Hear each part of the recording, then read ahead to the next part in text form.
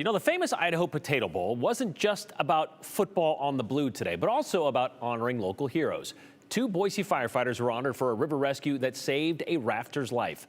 Aspen Shumpert joins us now in studio. So Aspen, this wasn't a typical water rescue, was it? No, Brian, this was in a very remote part of the Owyhee River in Oregon. But when Boise Fire got the call from the National Guard for help, they did not hesitate.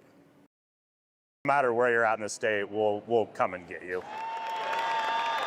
While fans cheered on the Washington State Cougars and the Utah State Aggies on the blue today, 2 Boise firefighters and dive rescue crew members stepped into their own spotlight at the famous Idaho Potato Bowl, honored for a unique rescue that put their training to the test in conditions they say were anything but ordinary. The victim was in the middle of the river with a poncho over him.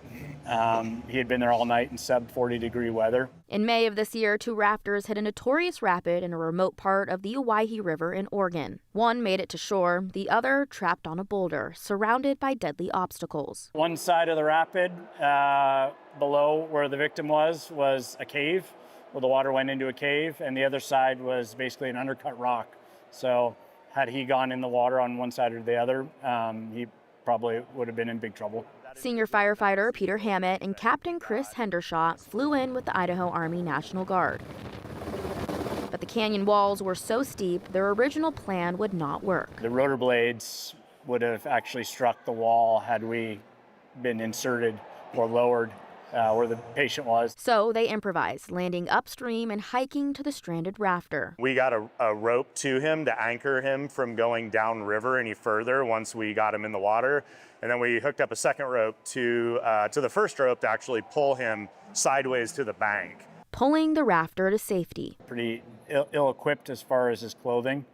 So he was pretty happy to see us. And today, ServPro, a restoration company, honored both firefighters with the First Responder Medal, given to those who complete abnormal circumstance rescues. It feels great to know the community is behind us.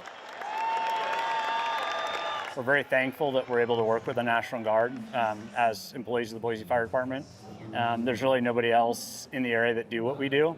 It was a unique rescue, and we're thankful that we were able to help out.